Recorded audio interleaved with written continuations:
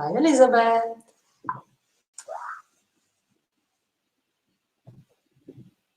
You're on mute, so I can't hear you. Wait, let's try. Hi, Tali. How are you? Hi. Good. I have my cup of coffee here as well. So we'll wait a few more minutes because I see that people are still joining us. And in the meantime, I'll tell you a little bit about Data Queens community for the guests that are joining us this evening and are not very familiar with it or not at all. So we're a Facebook community and we're dedicated to bringing together and empowering women in all fields of data. And the community was established by me and my amazing partners that you can see here, Nicole, Sivan, and Adaya. And besides doing this webinar series, we are also working on other initiatives that we will announce in our community soon. So we invite you all to join. You have all the details here for our Facebook community, LinkedIn page, and subscribe to our newsletter on our website. And this evening, joining me, Elizabet, who is a data team leader at Fiverr, and she will share with us one of the most interesting presentations I've personally seen. Elizabet, are you ready to start? I am. By the way, you're all welcome to ask questions in the chat, and Elizabet will also answer all of them at the end. Okay, so I'm sharing your screen now. All yours. Perfect. Thank you so much, girls. And first of all, thank you so much for inviting me and bringing me. I really love this idea about empowering females in our industry. So thank you so much for inviting me. And let's start. So tonight, I would like to tell you how we at Fiverr built analytics war room. And the part that I'm putting down in the brackets is basically, it's not the war room to do that. It's we wanted to do that, so we built a war room. And I would like to ask all of you here joining us tonight, throughout this entire presentation, try to think how something similar you could be implementing in your place of work. It doesn't have to. I'll just start. I won't jump to the end of it just yet. So a few words about myself. So today I'm a performance analyst team leader at Fiverr, and in my team's main responsibility is tracking of main business KPIs in order to translate those trends and to find new opportunities. Few things beyond the analytics. I moved to Israel something around 10 years ago, and I'm still learning Hebrew, which my dear colleagues, especially my manager, loves to make fun about. Some time ago, I decided with my husband to stop eating meat, and then the stop eating meat slowly moved to let's just try dramatically lower the number of that meat that we're eating. And speaking of my husband, he's not yet at home, so I was hoping he would hear this, but we often have our arguments about how our home management Google spreadsheet should look like. So I don't know how many of you heard about Fiverr or knew about Fiverr, and in any way, I'm gonna use this opportunity to share a few words about Fiverr. So Fiverr is a global marketplace for connecting freelancers and businesses for digital services. Our mission is to change how this world works together. It's an Israeli company. Our headquarters are in Tel Aviv, and we became public in pretty much almost a year ago. And today we are around 400 employees, and not just that, but also 400 employees that are actively on daily basis making their decisions using data. Before the pandemic has started, I'm sure all of us had their plans, and part of the Fiverr plan was to launch a new branding campaign. But we all know what happened. Borders were closed, airports were closed, and our team couldn't do that. And basically, they just decided to, to go on Fiverr and do all the production on Fiverr. So I just want to share with you this amazing video, which till this day still gives me goosebumps.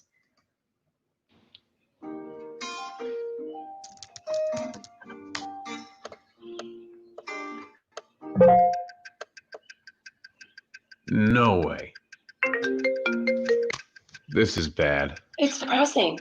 How are you supposed to produce a video when we're all stuck at home? I mean, we've been playing this for months. No one can travel. Wait, let's just do it ourselves.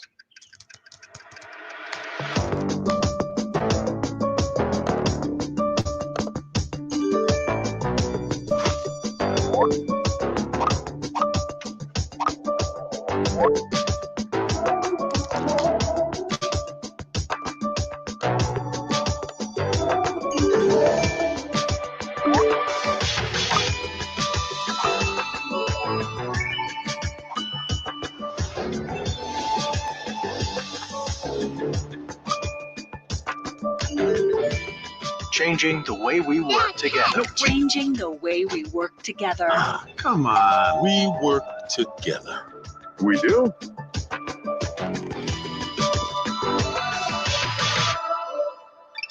Hey guys, video's ready. Check it out.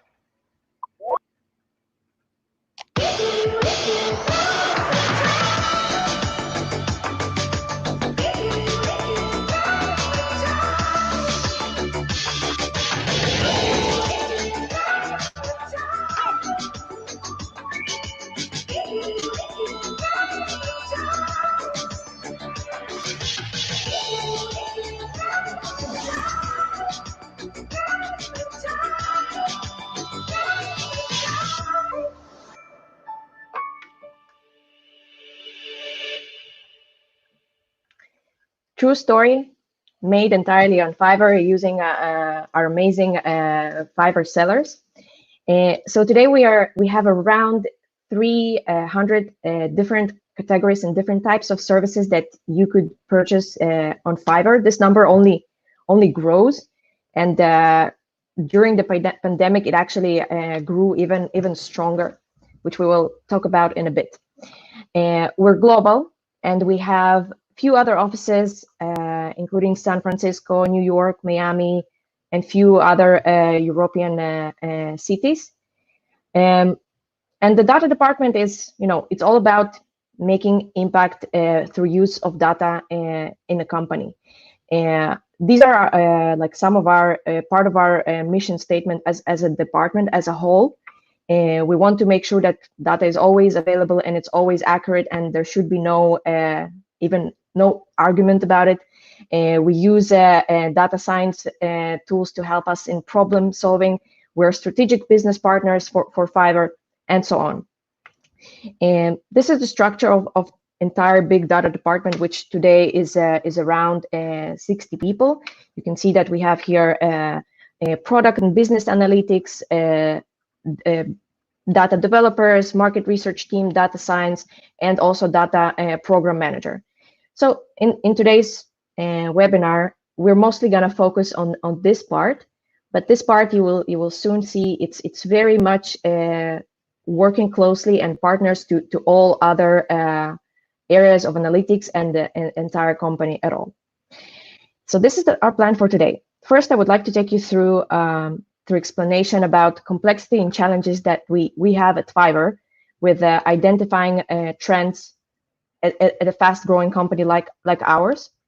I'm going to share with you how we decided to solve this challenge with the human processes technologies triangle, and in the end, I'll show you our Fiverr Data Hub. So let's get started. So this is Fiverr. User comes to Fiverr, and just like a lot of other companies, whenever someone comes for the first time to Fiverr, or even before they come to Fiverr, there's quite a funnel that person should go through. We're trying to acquire them. We're trying to make sure that they're gonna be activated, meaning gonna try to use product for the first time. And we want to make sure that this first use was successful so that they will be retained. And eventually we want to optimize this specific user's performance, and maybe for one day for this user to actually also refer us to other users. And we have a lot of different users coming to Fiverr. So one of our goals is as well to understand what is the fit for every single person that comes to Fiverr. Who is this user? It could be that it's a big business owner that, you know, they have big budgets and they come to Fiverr to use those budgets. Or maybe they are smaller business owners, and maybe they're not business owners at all and they only work for business. Or it could be just a student that they just finished their studies and they want to build their CV. So they're coming for Fiverr with very small budget, the historical starting point of Fiverr, the $5, and that's all they got.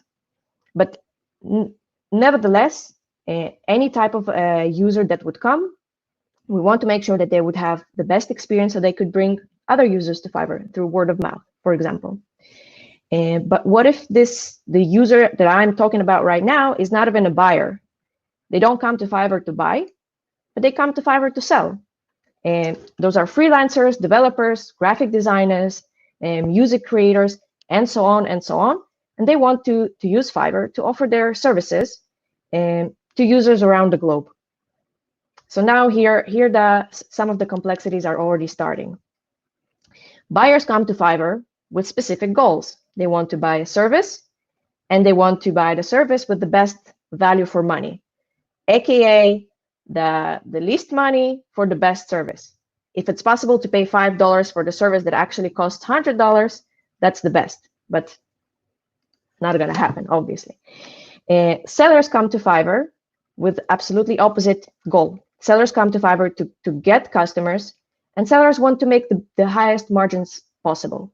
So these two type of users come to Fiverr, and our goal and our mission is to change how the world works together. But what it means practically for these two type of users is that we need to make sure that we create a best match between two of them. Now, how on earth are we going to do that when one type of user wants to buy and not to spend so much, and another type of user wants to earn money and to make a living off of their service? So to solve this this triangle and to optimize it on an ongoing basis, just like any other company or most of the companies, we do a lot of testing. We try to optimize our features. We try to come up with new ideas. Only last year, we had around 600 A/B tests launched. Not all of them succeeded, of course. That's a known thing that most of the tests don't succeed. But we were able to roll out tens of different features, open tens of new categories, and this is the number that is only going to accelerate, and we're not at the end yet. And all of that, of course, requires data support. No feature at Fiverr is being rolled out without data. And not only that, it's not being rolled out without data. Later on, we have to continue monitoring and continue understanding and optimizing the new features performance. So this is just a small example of different metrics and KPIs that we could think of when we're talking about buyers, sellers, and how we match between them. On buyer side, we would like to see how many visitors are we getting, how is their CTR, how is their bounce rate, how is their advancement in the funnel, and all the steps between, eventually conversion rate, retention, LTV, virality, or also known as a K-factor, a metric that could explain how is your word to mouth going, and metrics that are less measurable. For example, satisfaction. It's something that we want to know. We want to understand how satisfied our buyers with the customer, but until this is something that we can measure, it's not yet a metric for us. And this some of the KPIs for sellers and for matching. So, and this is by far not the end list. So the challenge is I hope is already revealing itself slowly. As you can see, we have a lot of changing variables. The speed is insane with which we're trying to grow. All this data has to be accessible to any stakeholder at any given point of time. We're building data tools and data infrastructures and data dashboards but we don't own the data. Anyone who wants to use and understand and take conclusions through the data must have an access to it. We have to be sure that our tools and our definitions are transparent and clear to everyone in the company, and that there can be a situation in which I'm saying visitors and I mean one type of calculation, and my colleague would say visitors and they would mean another type of calculation. And did I mention that we're trying to solve it also for the entire company, right? So these are the challenges and these are the complexities that really we've been facing, and in some way or another facing till this day. So what we decided to do is start from the beginning, somewhat. For all this chaos, we said let's try to think what is actually moving the needle. Like which metrics, which KPIs are actually KPIs that are defining how marketplace is behaving. What is the best to describe this buyers sellers matching triangle? So we come up with a short map of KPIs that has around 30 different KPIs, and it's the way it's built is somewhat similar to the user funnel, how they walk through different steps in Fiverr. It all starts with people actually coming to Fiverr, visitors, and already at this stage we have to be sure that we know how to separate those visitors that want to buy and those visitors that want to sell, which is a challenge in times that you just came for the first time, you're a guest, you just saw a campaign. We don't really yet know what your intention will be. And moving along the funnel, we want to make sure that the types of the services that we present, that they are being viewed, that they have a reasonable high CTR, that we're actually presenting relevant results, which is connecting to the matching part that I mentioned before. Moving along to the activity. Being active meaning like someone who actually purchases some service on Fiverr, and later on optimizing that activity, making sure we're monitoring and optimizing buyers retention, the indication that we get about the quality of the service, like gig rating or cancellation rate, and so on. So this is a short map of 30 KPIs, which, if I had to break down into sections, is visitors, matching, activity, performance, and in the end, revenue. But this is not something that, for example, we could give to marketing team and marketing analysts and say, okay, optimize your campaigns according to the visitors. That's not really actionable for them. So we decided that this short map of 30 KPIs could be like, high level, holistic overview on our main business drivers. However, we needed something much more granular to the very down level into the so that the teams could actually have more tactical map, more tactical metrics to monitor, to analyze, and also to optimize, of course. So this, for example, is what you see on the right now is the extended KPIs map. And this little part is our acquisition KPIs, that they have already much more granular definitions of what are the things that we need to track. The duration of how much time every person spends on the website, maybe bots activity, campaigns performance, specific steps in the funnel that require a user to activate, maybe click-through rate to that activation email, activation rate as is, and so on and so on. And we have another group of another team, for example, which is payments team, that is in charge of the very end of the funnel, but also to know that a purchase has happened or not isn't enough for that specific funnel, because behind the scenes, actually behind the scenes for any user, buyer or seller, me or you, there's a lot of things happening the moment you click order now on Fiverr that you're not aware of, and I'm not aware of, because it takes just milliseconds, but things that have to do with gateway approvals, verifying payments and credit cards and checks if it's a fraud or not, and all of these additional payment complexities, they're all happening, and they all affect end of our funnel. So we have to make sure that we track these approval rates, by different payment provider, by different country or currency, and so on, in any given point of time.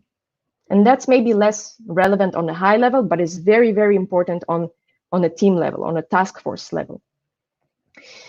So we ended up mapping around 200 KPIs across all domains and all teams at Fiverr. Each KPI needs a definition.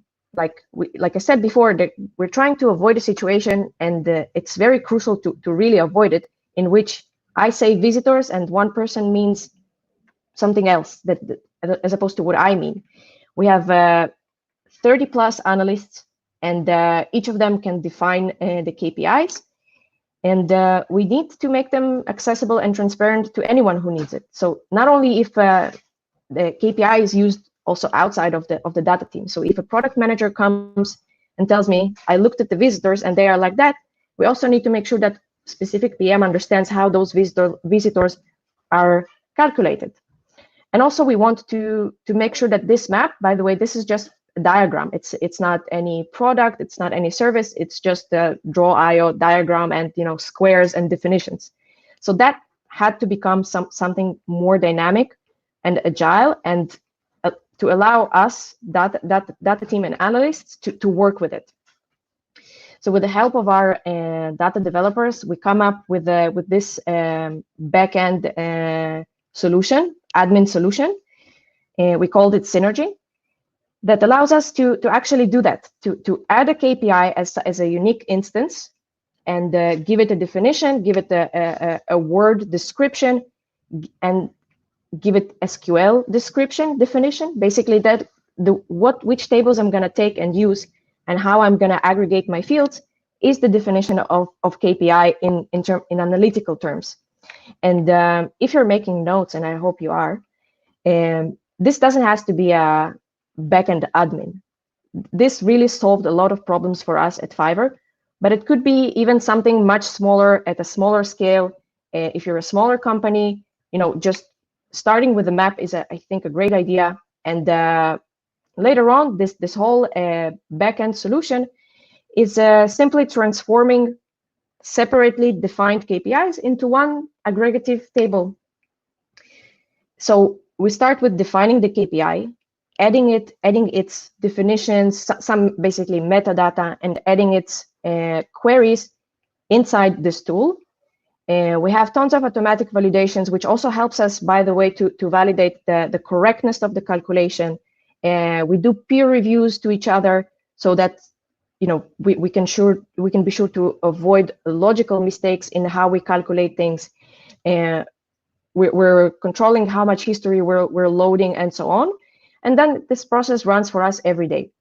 We can use it as a knowledge base. We can use it for as a out-of-the-box solution for other tools. For example, we can connect our anomaly detection mechanism to it. And of course, we can connect tons of reports and dashboards to it. And basically, in the end of the day, it would look like this, just an aggregative table in which for every day, for every KPI that we have defined, we would calculate the value. And this is something that I think any size of a company or any any analytical team could work on, maybe not through the admin, but in some kind of one combined ETL that would do this aggregation. So what this thing solved for us is actually everyone was involved, all analysts, because the KPIs have their ownership. Ownership means there's analysts involved, and means that analyst is actually the one defining a specific KPI. We created one valid, approachable source of truth to all our Fiverr KPIs, so that we don't have the argument about how is it better to calculate visitors. It's not. There's no better. There's just one way. Ability to take out this information easily, which is something that we're thankful to our data engineers we can do through the admin. And it's just one process. It takes hundreds of queries and puts them in one table. So what it can solve for you, this kind of methodology, is that you'll have a one-stop shop for all the main metrics. You'll have alignment, and it can, like I said, just start with a table. Doesn't need to be a complex development admin. So at any given point in time at Fiverr, our stakeholders always want to understand big picture. They want to make sure that we don't miss on the trends, and if we do, the next question is how can we actually do it faster next time. And we also enjoy doing a lot of discoveries within the data that we have. Data is really like part of the DNA at Fiverr, and starting from Micha, who's our CEO, with the VP of product, everybody is preaching the data. Everybody is connected to the reports, to the dashboards, and no argument is really done without support of data. So we understood that these are the three pillars for us to continue working, and we decided to launch and to actually open Fiverr Data Hub. When I say open, meaning physically open, for like a bit of a story, for I think something around like 3 months, we took part of our 6th floor in Tel Aviv, and we covered it with this black fabric, and then behind the black fabric, we were actually building a room. This is the mock-up of the room, with which is basically like I don't know what's the proper Hebrew word for that, but it's like a monitoring room in which we have 5 huge LCD screens and this like half an arc table for analysts to sit. So what is Fiverr Data Hub? Fiverr Data Hub is a combination of humans, which is a team of performance analysts, specific process designed to solve how do we see big picture, seeing the trends faster, and also doing more discoveries, and of course technology. So on the side of the humans, we have team of performance analysts that work in shifts from morning to the evening. They're really trained to be expert into understanding high-level trends, going from the top to the bottom in all Fiverr main funnels and KPIs. And the great thing about this team is that it's always focused and it's always dedicated just for that. It's always available to drill down and to pick up on any trend noticed, good or bad. And of course, we're helping with ongoing development of business tracking and new features that are happening at Fiverr. On the processes side, we proclaimed with that room that we are one focal point to paint the big picture.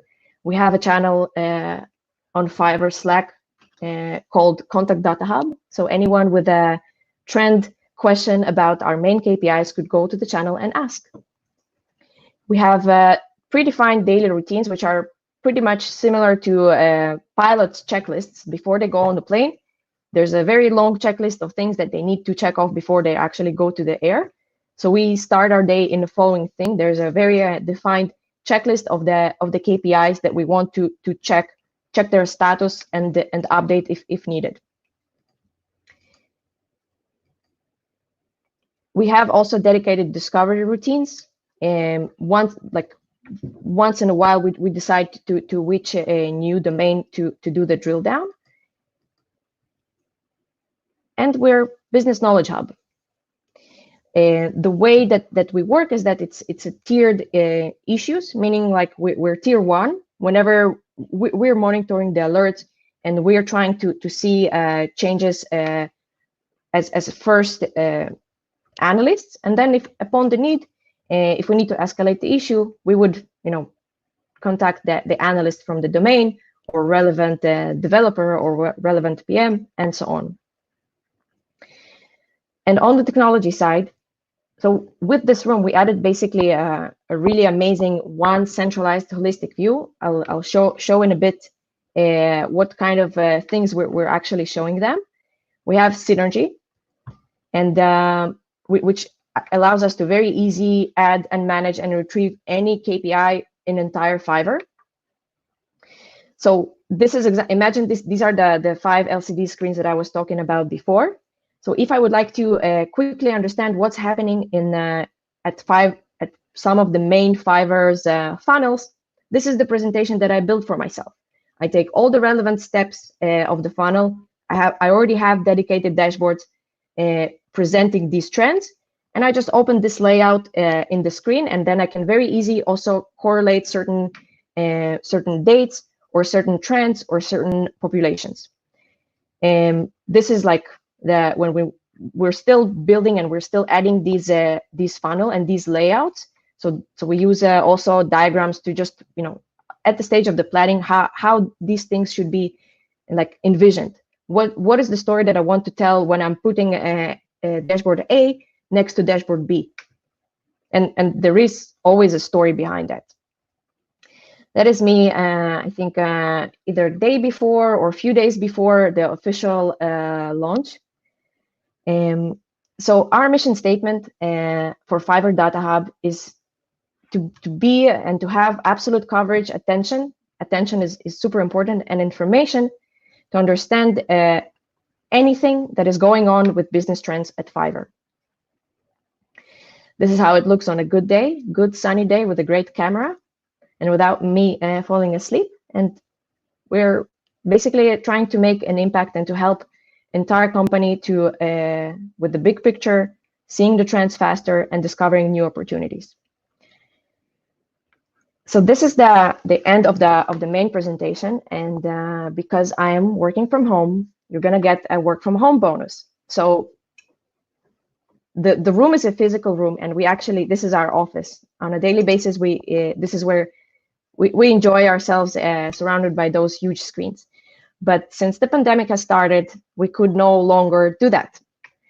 And when the pandemic started, also certain things came to Fiverr and certain things changed in Fiverr. And of course, we as the team that is purely dedicated to understanding and explaining the trends of Fiverr, we were taking the first hit, maybe one of the first hits.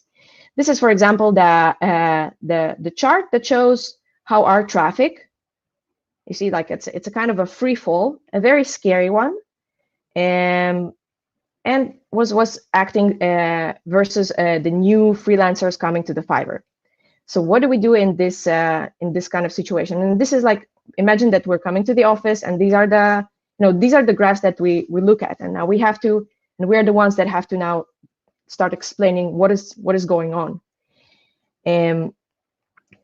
So the regular drill is to start understanding when do we start seeing it. We know that there's pandemic in the world. It hasn't yet escalated as much in Israel. It happens before the lockdown in Israel or in the States or in other countries. So it's still just before. So when can we start? Can we put a specific date when this decrease is happening? And we start to correlate it to maybe we should see break it down into the countries and see only these graphs by the countries that reach to their hundreds case, because this is usually the borderline in which governments decide to start shutting down countries. And then we want to understand, are these things correlated? Is this graph somehow explained by the global world crisis caused by the COVID-19 pandemic? And then this happens. So, but the numbers of COVID-19, they didn't go down, right? So this is one thing causing another, and if it used to be causing it one way, why did it now change to another way? And something that our CEO Micha Kaufman shared in the shareholder letter in April is that we're always asked what will be with Fiverr in if there will be a major market downturn. We weren't out there in the crisis of 2008. Fiverr was launched in 2010 only, so we couldn't even compare these two events because we were not yet born. But we believe that, and basically looking at these numbers, that the decrease that we had and a very strong recovery to even a bit higher numbers than we had before, makes us believe that we're very resilient to these kind of downturns. And in another paper that our behavioral CBO, Chief Behavioral Officers, published, is that we see what we saw in the marketplace is very similar to the stages with how people are coping with very big stress, and it goes through denial, panic, and then survival, and then adaptation. Because we couldn't find correlation with the numbers of COVID-19 cases were only going up, and in some way so did Fiverr numbers, but that wasn't the case just 2 weeks ago. So basically it was like a bit of a roller coaster. Numbers were going down, were going up, and it's not the situation in which we say, let's just sit and look at it. Of course not. So we had to to take action in our hands and to basically start to monitor even closer what is happening, and doing the deep diving into to understand what is dropping, because we saw also that not all the services, not all the types of services has been starting to drop, and the other ones were increasing even stronger. So marketplace was adapting to the first there was a big drop, and then there was some kind of adoption because people still would continue to come on Fiverr, and then there was a recovery to even a bigger point. So what we did while staying at home, all of us without these amazing screens, is that on every day we started Fiverr Data Hub daily readouts. Every day we would come up with a plan. What are the things?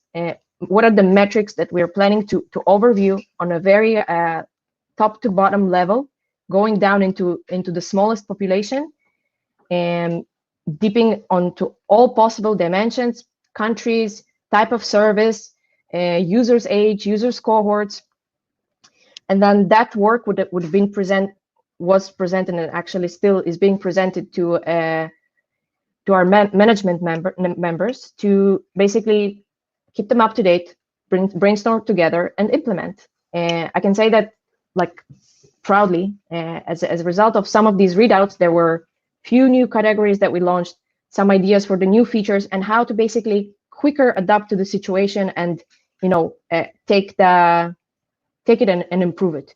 We started doing it every day, and then slowly we lowered it to doing on a weekly basis.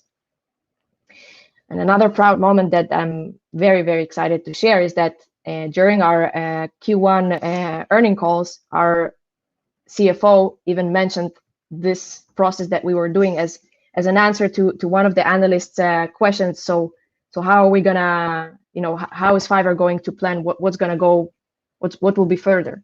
And he basically shared with them that on a very constant basis, we're doing these data hub readouts that help us replan and make our and make better decisions.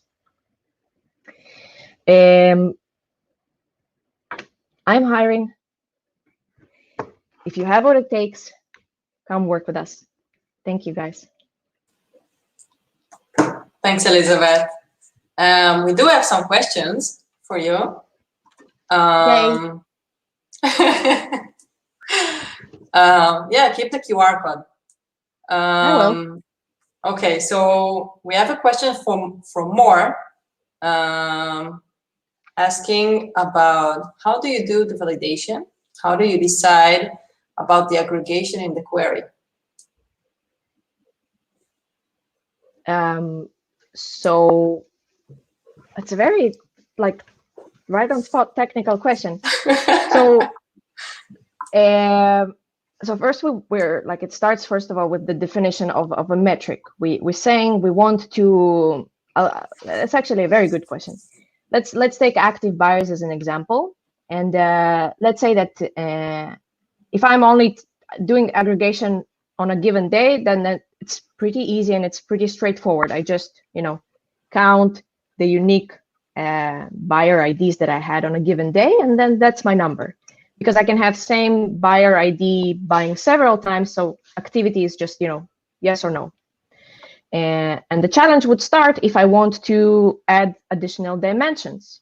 For example, I want to add verticals, and there's no limit to, I can come to Fiverr and buy in all possible verticals or buy only in one. So if I'm adding now verticals as one of the dimensions, and I have a buyer that used several verticals to buy, and I group by them, but then I can't really put them together because I will have repetitive buyer in several verticals. So when we designed this process, we decided that we're always going to do the high level aggregation no matter what, without any dimensions, to avoid the situation of duplication once we're adding some dimensions. And if I want to add dimensions, then I have to group by the dimensions. Additional note to the validations. So the group by, I think, is a type of if we pass the automatic validation of the SQL query that the syntaxes can run, like that's done automatically. That's just the tool is checking automatically that I'm grouping by everything I have to group. But the bigger issue is the logical problem. Am I grouping by everything that I needed to group? And for that, we're doing basically each time within our system, of course. Each time there's a change to the logic of the query, there must be done a PR through the GitHub, in which a different person completely will overview the new changes done. So we're trying to avoid human error by doing peer reviews. I hope that answers the question. I think so. You're doing peer reviews within the teams, or I'm curious to know. Within the team. No, like or it's like okay. So one analyst that is not on your team can do peer review for some query that you created. Yes, that's the goal. Interesting. Yes. Interesting. That's not how we do it. So that's not how you do it. Basically, the idea is that since the model, this tool, this concept preaches about the fact that thing can be used by everyone. It should be also read. Oops, sorry. It should be also easily read by anyone. And if you don't have a tool, like if you don't use GitHub, or if you don't use you don't have data developers to help you build admin like we do, just the concept of always letting someone review your work is something that proves to prevent certain errors. Mm-hmm. We are doing peer reviews, but just like within the teams, because I guess like what's unique about your team is that it's, correct me if I'm wrong, it's like very, it touches all the aspects of the entire company, and you're not dedicated to a certain area. So analysts from all of the teams are very aware, and like they should understand what you're writing and what's the KPIs that you're measuring. It's not something that is specific to one area that other people are not so familiar with. We're actually like, if Tali, let's say you work as part of some team, and you're the owner of the KPI, you would be the one to write its first script, and the rest will be the consumers. Like, we don't own these KPIs, and we don't create all the KPIs, but we use them. Yeah. How long did it take you to launch the room? So I think I would divide it to two, like the data part and the structure itself. Let me ask my manager exactly. I'm just kidding. I think so my manager had this idea, I think, beginning of 2019 or end 2018, and we launched the room last August. So somewhere between 9 months to half a year, I guess. Wow. And how often do you change the views in the TV screen? This is something that you do often? So yes, so we're trying to, first of all, since we have these daily checks, and we're trying to scan through all the possible domains in order to answer the number 2 request, the not missing the trend. So we do it pretty often. So we still haven't finished building all the views and all the scenarios and all the possible funnels and the layouts and basically stories that we want to see, the combination of the analytics that we want to see together. I think that's an endless race, no? Yeah, it probably is. That's why we're before we he just answered me about 3-4 months. Thanks. That's why we're starting first.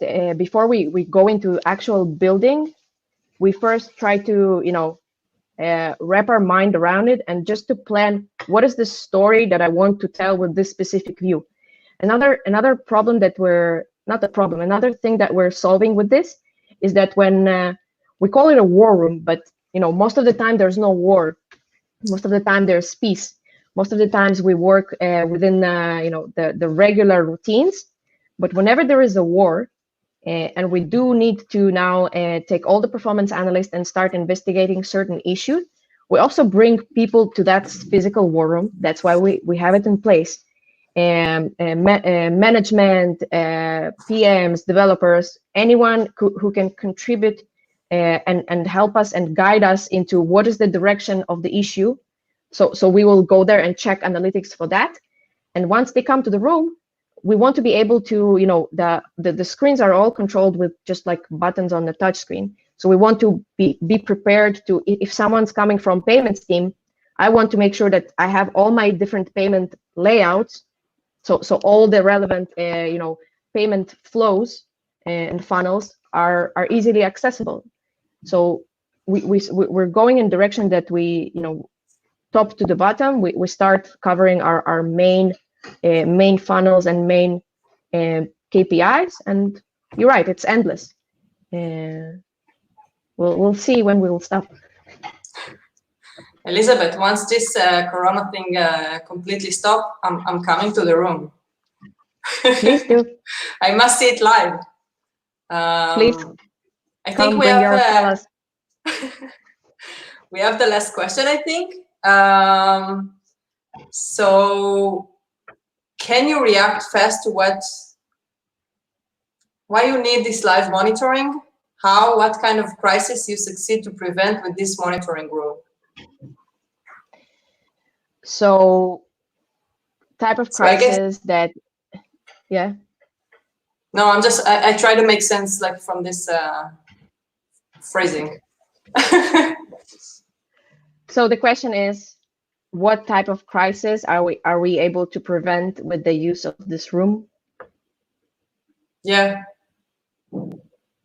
seems like it. In a perfect world, we want to be a place, a team, a concept of this whole structure that is able to prevent any type of crisis. Now, we do have a lot of alerts that help us monitor better, that help us to know and understand trend changes faster. However, certain trend changes are slower to, like anomaly detection, it can't really detect them because they're too small. But when, for example, they are happening over and over big time, then there's an issue. Or if certain trend is only happening in a small population, it might be not affecting us on a global scale, but if this situation continues, we eventually might just lose some part of the population, and we're not, company is not in a place where we can 1% here, 1% there.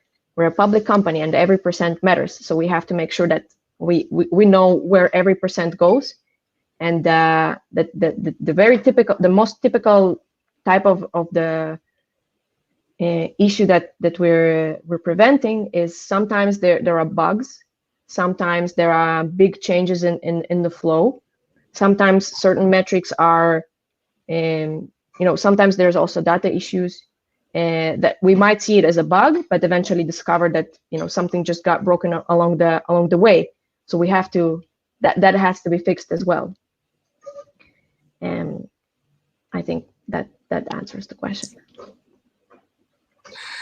So we don't have any more questions. So I want to thank everyone for joining us tonight, and thank you so much, Elizabeth. It was so interesting, and really, I'm waiting for this pandemic to go away so I can come pay you a visit. Yes. Thank you so much for inviting me. Bye. Bye.